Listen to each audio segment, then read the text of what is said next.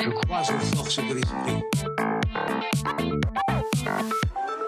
Bonsoir et bienvenue, vous êtes au bon endroit au bon moment pendant le 20h sur France 3 Corse via Stella. Nous sommes le mercredi 9 novembre et Bill Murray n'est pas le 45e président des États-Unis. Par contre, les scénaristes des Simpsons avaient vu juste en mettant en scène Donald Trump à la tête de la première puissance mondiale. Et la réalité a rejoint la fiction. Trump a été élu face à Hillary Clinton, déjouant tous les pronostics des grands médias internationaux.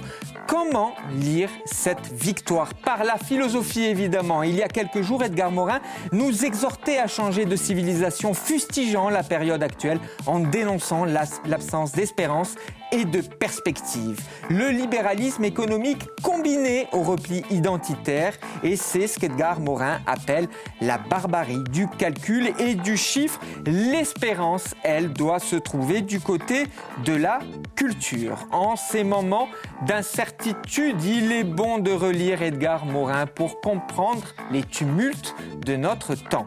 Les titres de votre 20h. Le monde selon Trump, c'est le débat de 20h avec l'historien Paul Tourkidorian et l'éditeur et enseignant Philippe Olivier. Je t'ai rencontré par hasard, le corps et le cœur en mouvement. Marie-Claude Pietragal est l'invité événement de votre 20h. Bonsoir. Bonsoir. Bienvenue sur le plateau de Pendant le 20h. Merci. Je suis très heureux de vous accueillir. Merci, c'est gentil. Vous proposez à l'Espace Diamant à Ajaccio, je t'ai rencontré par hasard, voyage intime qui emprunte les sentiers du lien amoureux à travers la danse, le ballet des corps. Vous questionnez la singularité des sentiments de deux êtres.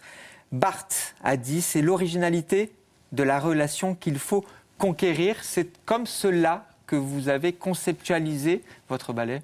Oui, c'est vrai qu'on est parti avec Julien Derouault, qui est également chorégraphe et interprète de ce spectacle. Le fait qu'on se sert bien sûr des choses intimes de son propre vécu et en même temps pour arriver, pour déboucher à quelque chose de plus universel. Donc ce couple qui va se constituer de ces deux êtres, cette femme et cet homme, qui vont se retrouver, qui vont faire ce chemin ensemble à travers le temps, à travers aussi l'évolution des sentiments. Et former ce couple qui va devenir un personnage à part entière. On aime bien dire que c'est le troisième personnage de l'histoire. Et voilà, ces personnages vont être évidemment rattrapés par le quotidien qui de temps en temps peut paraître se dérégler aussi. Et en même temps, pour la fin, peut-être symboliser deux âmes qui se tiennent la main. Et on ne sait même plus si ce sont des enfants ou si ce sont des personnes âgées, mais en tous les cas, ils ont fait ce chemin ensemble. Et cette quête d'identité et puis aussi d'absolu. Alors c'est vrai que c'est quelque chose, comme je disais, de très intime. Et en même temps, je crois que le fait d'avoir depuis 2 ans produit ce spectacle un peu partout, sur toutes les scènes, je crois que ça tend aussi un certain miroir au public et certaines personnes se retrouvent dans certains tableaux. Est-ce que pour vous, la création passe aussi forcément, peut-être même, Marie-Claude Pietragal, par l'intime? Oui, je pense que ça passe par l'humain. Ça passe par tout ce qui nous constitue, tout ce qui fait notre identité et notre force, et aussi par des questionnements. Et je sais que Ionesco disait que le propre du créateur, c'était de questionner et pas d'apporter des réponses. Donc c'est vrai que voilà, on est fait de doutes, d'angoisse. Et puis aussi, ça permet d'un certain regard sur le monde, peut-être quelque chose d'un peu plus décalé, mais de proposer peut-être autre chose aussi. Je vous propose justement de regarder quelques images. Quand ma bouche implorait le nom de la déesse, j'adorais Hippolyte. J'offrais tout à ce dieu que je n'osais nommer.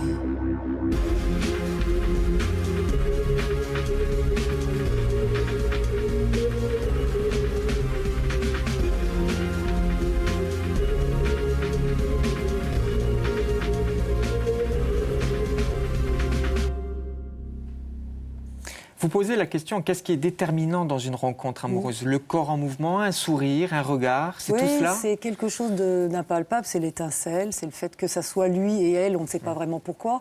Et c'est vrai que ce titre que je trouve très beau est inspiré de la chanson de Léo Ferré, La vie d'artiste. Je t'ai rencontré par hasard ici, ailleurs ou autre part, il se peut que tu t'en souviennes. Et voilà, donc c'est quelque chose, c'est un peu les mystères de l'amour. On ne sait pas pourquoi on se choisit mutuellement. Et pourquoi ça marche aussi. Parce qu'en fin de compte, c'est un travail de toute une vie, d'arriver à ce que ce couple perdure, malgré les aléas de la vie, malgré tout ce qui nous traverse et tout ce qui s'imprègne en nous, même inconsciemment. Donc, un travail sur le discours amoureux, un travail sur la trace également. C'est le sentiment qui se dégage de ces images-là, de ce que l'on a pu lire également, de ce que j'ai pu lire sur ce spectacle que vous donnez à l'Espace Diamant Ajaccio. Oui, c'est l'empreinte qu'on laisse. C'est vrai qu'en créant le Théâtre du Corps avec Julien, on a vraiment trouvé une gestuelle très particulière qui est empreinte de tout ce qui nous constitue en tant qu'être humain. Moi, j'ai toujours été intéressée par l'humain. J'aime me définir comme une femme qui danse et non pas comme une danseuse. Donc c'est tout ça, c'est tout ce vécu, toutes ces choses, ces interrogations, ces questionnements, tout ce qui nous constitue même inconsciemment, parce qu'on a en nous une sorte de sac à dos qu'on traîne comme ça. Et voilà, son pays, bien sûr, la culture, son aspect familial aussi, géographique, enfin religieux, enfin tout ça nous constitue. Et inconsciemment, ça se traduit à travers le corps. Et après, c'est à nous, chorégraphes, créateurs, d'aller puiser et d'aller chercher et de trouver peut-être des clés pour justement permettre au public d'avoir des émotions. Et ce souffle, vous le trouvez également, ces clés, vous les trouvez également à travers la contemporanéité de la danse, des corps, des ballets, c'est cela également? Oui, c'est une sorte de mélange parce que moi j'ai une formation au départ très classique par l'Opéra de Paris et puis après très vite j'ai eu envie d'aller fouiller dans d'autres techniques aussi, contemporaines, hip-hop, d'être influencé par la littérature, par le théâtre, par le cinéma, par les nouvelles technologies. Donc voilà, tout ça me constitue et puis c'est là où on va creuser et chercher des choses. Voilà. Est-ce que, quand vous dites creuser, chercher, est-ce que c'est aussi de l'ordre d'une quête personnelle à la fois et évidemment individuelle, collective, tout cela également? Ouais, je crois que c'est c'est une recherche de son identité, oui, je pense que oui, c'est fouiller. Moi, je dis toujours que la danse c'est quelque chose de très sensible et on va fouiller à l'intérieur de soi. Et je pense que c'est à partir du moment où on maîtrise ce corps, on a toujours l'impression que les danseurs maîtrisent le corps, et même si d'ailleurs on découvre des choses au fur et à mesure, il y a une recherche très très personnelle et très intime qui fait qu'à partir du moment où on arrive à mieux se connaître, on peut peut-être s'ouvrir vers les autres et mieux connaître les autres. Oui, connais-toi toi-même, c'est une vieille tournelle importante. 10 ans après la première pièce de la compagnie Théâtre du Corps, 12 ans maintenant, ça passe vite. Souviens-toi, ça passe très vite. Et c'est plutôt bien. Oui, c'est très bien. Souviens-toi, vous continuez votre travail sur cette création, sur cette part de l'intime également. C'est votre fil d'Ariane, la mémoire. Sur ces 12 années, que reste-t-il de ce premier spectacle encore aujourd'hui, dans celui-ci, Marie-Claude Pietragal? Il reste tout, parce que vous avez dit les mots justes, c'est la mémoire et intime et collective. Et souviens-toi, c'était la mémoire de l'enfance. Comment, à travers l'enfance, on peut se constituer en tant qu'être humain, enfin, avec sa vie d'adulte. Et effectivement, là, la rencontre du couple, c'est presque une suite de Souviens-toi. 12 ans après, c'est presque la deuxième partie de Souviens-toi.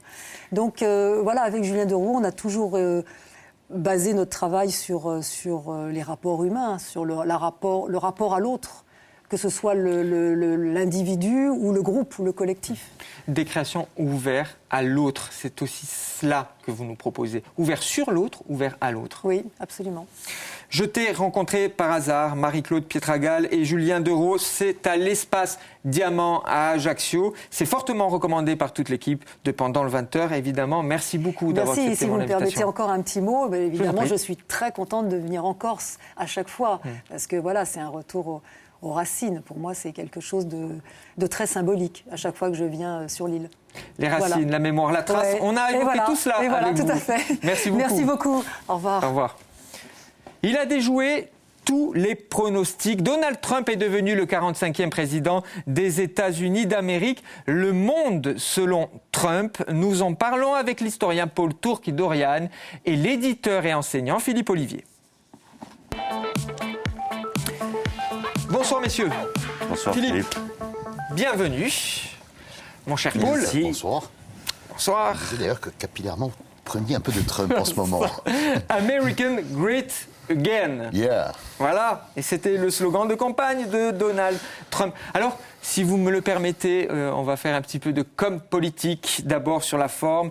Vous avez vu aujourd'hui son premier discours, une musique digne des films The Avengers, Iron Man, des codes empruntés à la télé-réalité, on le voit arriver comme cela sur scène, et malgré tout cela, un discours un peu plus conventionnel tout de même. Hein. Une fois qu'on est élu, il faut quand même... Il est temps de nous rassembler, a-t-il déclaré. Pardon, Philippe. Oui, quand on est élu, il faut quand même rassurer les marchés.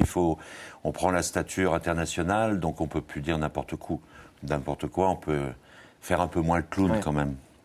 Oui, parce que la politique aux États-Unis, effectivement, elle est quand même rythmée. Le là est donné par les banques et les lobbies financiers.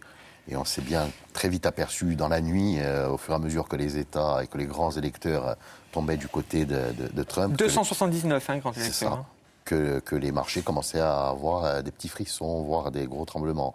Donc je pense qu'il a calmé un peu le jeu et que ses conseillers ont fait en sorte qu'il calme le jeu, au moins pendant le discours. Alors, on parle évidemment de la victoire de Donald Trump ou de la défaite d'Hillary Clinton. Vous allez me donner votre avis dessus.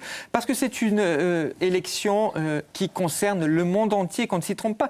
Gilles Simeone, le président de l'exécutif, a tweeté d'ailleurs quelques heures avant les résultats, a tweeté sur cette idée que si Trump gagnait, il fallait se poser évidemment les bonnes questions. Alors, nous allons essayer de le faire, de se poser les bonnes questions et d'apporter quelques éléments de réponse. C'est la défaite de Clinton ou la victoire de Trump ?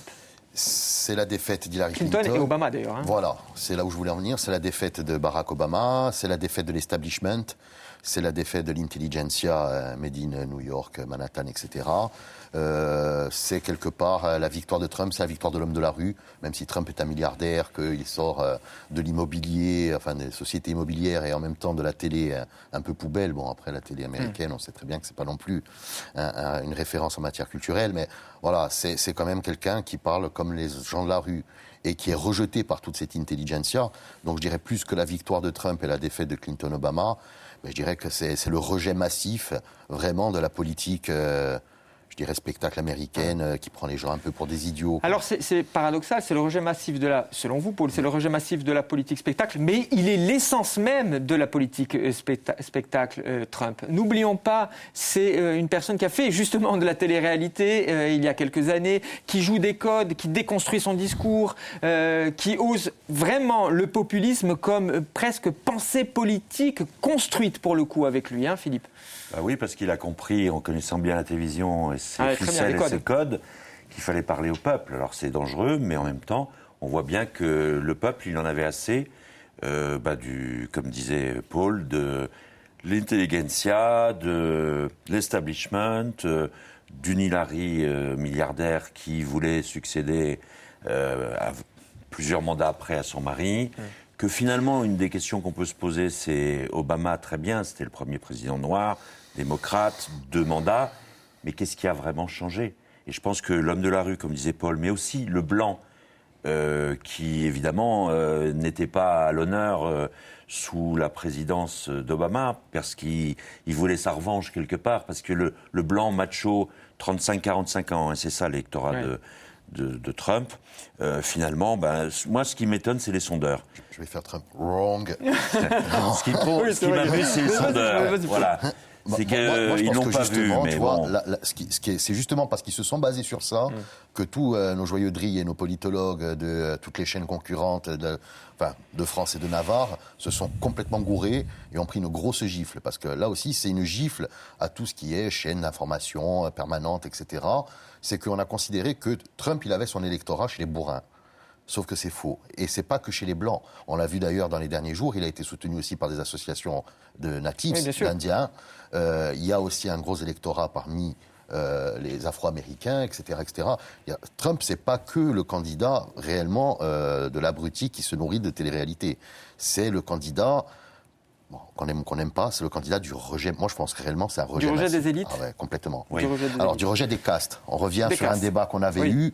La caste, c'est pas forcément... De l'oligarchie, et toutes ces exactement, choses-là. c'est une oligarchie. Hillary Clinton, c'est une va-t-en-guerre.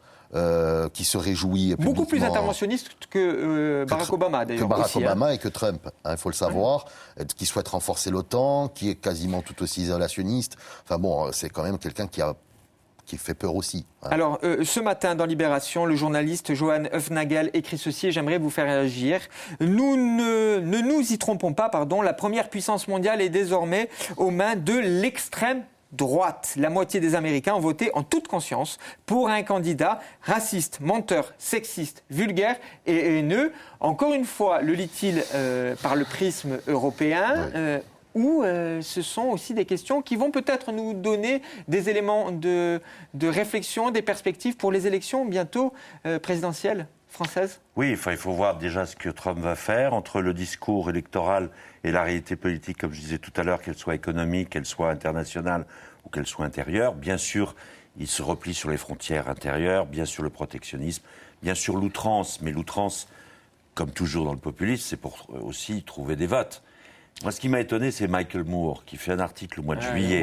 Il donne les 5 raisons, en juillet, 5 raisons pour lesquelles Trump va gagner.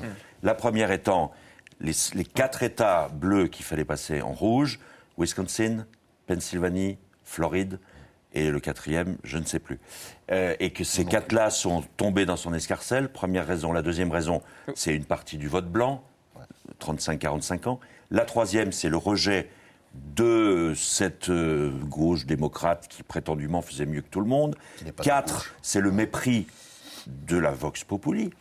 Et 5, les sondeurs, quelles que soient les élections, là-bas ou ici, nous donnent toujours le contraire de ce qui arrive. Ouais. Donc en fait, il y a un moment où il faut se dire... Il est très difficile de capter l'essence du vote aussi quand il est populiste. C'est une des raisons. C'est ce que mais qu'est-ce que veut le peuple aussi à un moment moi, je crois qu'à un moment donné, ces élites-là, comme ce journaliste ou bien d'autres, qui analysent et qui observent et qui tirent des leçons de beaucoup de choses et qui sont souvent des leçons contraires, ferait mieux de se remettre un petit peu en question, et c'est ce que fait Trump. Je dirais, nous, c'est vrai qu'on a le prisme européen, je dirais, en plus le prisme méditerranéen, etc. Voilà, on le voit. Ce sont les États-Unis, c'est une civilisation à part. Dans l'outrance, il est outrancier, effectivement, mais peut-être qu'il y a un décalage que l'Atlantique crée un décalage entre notre vision à nous et la vision qu'ont les Américains. Mais quoi qu'il en soit, je crois qu'à un moment donné aussi, il faut se rendre compte que massivement et mondialement, on le voit dans l'émergence des nationalismes en Europe, des remises en question de l'Europe, on le voit en Russie, on le voit aux États-Unis, on le voit dans le Brexit. Je crois qu'il y a quand même une rupture populaire massive et mondiale de toutes ces élites servies par j'ai presque envie de dire, leur larbin médiatique. Non, mais qu'est-ce que ça dit de notre époque? On parle du Brexit, on parle des montées des nationalismes un peu partout en Europe. Qu'est-ce que ça dit aujourd'hui? On parle en France de Le Pen qui va certainement être au second tour de l'élection présidentielle. Qu'est-ce que ça dit aujourd'hui? D'autant plus que Le Pen, je m'excuse, je te coupe un peu la parole, Le Pen, ça va être décomplexé là. Je veux dire, le vrai phénomène Trump en Europe, c'est la première qui a félicité Trump, d'ailleurs. Voilà, c'est la première à avoir félicité Trump, à avoir tweeté, etc. Mais ça va décomplexer ceux qui étaient encore un petit peu complexés là-dessus. Bon, parce que l'élection de Trump, c'est un peu cette ouverture-là. Mais de l'autre côté, pour revenir à ce qu'on disait il y a une remise en question massive qui risque de devenir aussi de plus en plus violente et de plus en plus flagrante des ordres du passé et de la politique du passé. Oui, puis aussi ce que la classe médiatique veut nous imposer. Avec les sondages et les articles, c'est-à-dire elle nous impose de penser quelque chose. Mais le peuple, finalement, quel qu'il soit, il pense dans son vote, dans le secret de son vote. Donc tout le monde se trompe, sans jeu de mots. Et effectivement, de se dire que finalement, ça allait être la reconduction parce que Obama s'était mis dans la partie, que c'était les Clinton. Ça d'ailleurs était peut-être Je pense que le peuple aux États-Unis, comme chez nous, quand on nous ressort les 7 samouraïs de droite et que ça va être forcément soit Juppé, soit Sarkozy, on peut s'attendre à de grosses surprises. Vous parlez de Poisson ? Non, pas du tout. D'accord. Non, parce que pas Georges Poisson. Je pense qu'au premier tour, le vote envers Marine Le Pen, pour Marine Le Pen, sera beaucoup plus haut qu'ils ne le disent, et qu'au deuxième tour, contrairement à ce qu'ils disent, Il n'y aura pas de front. Après, il y a peut-être justement une instrumentalisation des journalistes sur le coup. Ah, c'est toujours la faute des journalistes. Bien sûr. Toujours bien la faute sûr. des journalistes, C'est évidemment. Le lobby médiatique. Non, il y a peut-être aussi une instrumentalisation dans l'imminence du scrutin français. Là, on part sur de l'extrême droite, sur du raciste, sur etc., etc. Déjà, un journaliste qui est un petit peu subjectif, là, parce que dans son champ lexical, voilà, parce que Libération, etc. Et à l'approche d'un scrutin français, on va peut-être Vous imaginez bien que je l'ai fait exprès pour vous faire réagir. Mais ça marche très bien. Je vois ça. Pardon, je vous coupe, parce qu'on reviendra. Je veux juste rentrer dans le concret. Je répète, Gilles Simeone a tweeté qu'il fallait se poser les bonnes questions et essayer d'apporter de bonnes réponses. On va tout de même s'intéresser à quelques idées du programme de Donald Trump sur l'immigration. Il veut construire un mur qui sépare les États-Unis et le Mexique. 2 millions d'expulsions. Sur les impôts et l'économie, baisse des impôts pour les contribuables les plus riches. La lutte contre le terrorisme, là, c'est là où les faucons du côté de Washington vont observer tout cela à la loupe. Il propose d'autoriser et de légitimer, c'est dans son programme, la torture.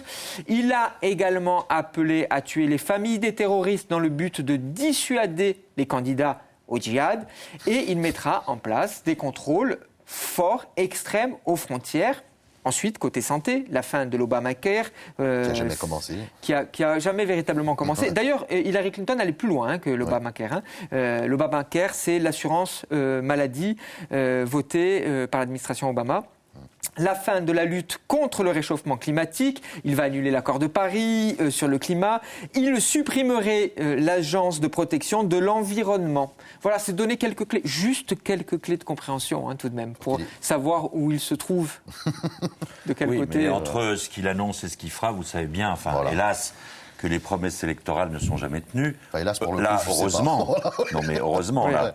Ce qui permet justement de se dire que, ces effets d'annonce, il y a la moitié qui ne pourra pas faire pour des tas de raisons. C'est mais un programme, c'est cynique de se dire là... C'est extrêmement cynique. Bon, ce qu'il faut savoir, c'est qu'il a eu dans ses conseillers des gens très influents de l'administration, notamment de la CIA, du renseignement, etc., qui ne sont pas... Rudolph Giuliani, d'ailleurs, qui est dans ses conseillers. Tout à fait, l'ancien maire de New York, tout à fait, qui ne sont pas des gens qui sont particulièrement portés sur l'humanisme.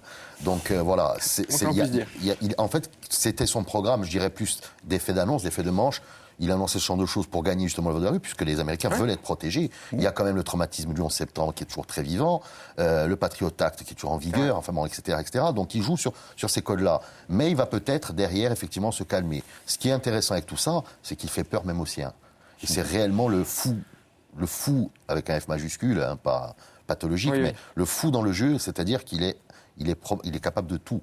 Et les républicains, comme les démocrates, ont peur de lui. Et c'est peut-être là que c'est intéressant, que la victoire de Trump peut être intéressante, c'est qu'il remet en question toute la structure politique américaine. Je pense qu'il va faire bouger les lignes et qu'une partie, c'était le 5e ou le 4e point, justement, de Michael Moore, c'est qu'effectivement, ils l'ont aussi élu pour que ça bouge. Ça, c'est inquiétant pour nous, parce que qui peut faire beaucoup bouger les lignes actuellement, c'est pas ceux qu'on nous ressort à l'entrée, au plat et au dessert. Alors, vous le savez, 40 secondes pour répondre à la question, en tout cas apporter des éléments de réponse. Paul, c'est avec vous que je vais commencer. Le monde, selon Trump, à quoi cela va-t-il ressembler? 40 secondes. Je vous dirai ça dans quelques temps. Pour l'instant, tout ce que je peux prévoir, tout ce que je peux savoir, c'est ce qui se passe par rapport à son élection. Donc, je vois qu'il fait peur aux financiers. Je vois qu'il fait peur aux pays membres de l'OTAN, puisque quelque part, il les a un peu menacés aussi. Je vois qu'il perturbe beaucoup les médias européens, qu'il perturbe beaucoup la classe politique mondiale et surtout européenne et américaine. Moi, quelque part, je trouve que c'est intéressant. Maintenant, bien évidemment, s'il verse dans l'extrémisme qu'il nous propose, là, ça deviendra carrément dangereux. Moi, ce que je trouve intéressant maintenant, c'est la perturbation générale et l'espèce d'anarchie qui risque de s'établir d'ici peu aux États-Unis. Et une fois, une élection qui intéresse le monde entier. Je le dis ici encore, ça a beaucoup réagi sur les réseaux sociaux, sur la page Facebook, notamment de la chaîne. Vraiment, c'est une élection mondiale, presque l'élection. Pas presque, une élection mondiale, l'élection aux États-Unis. C'est à vous, Philippe. Le monde selon Trump. Le monde selon Trump, je reprends ce que disait Paul, c'est ce qu'il en fera.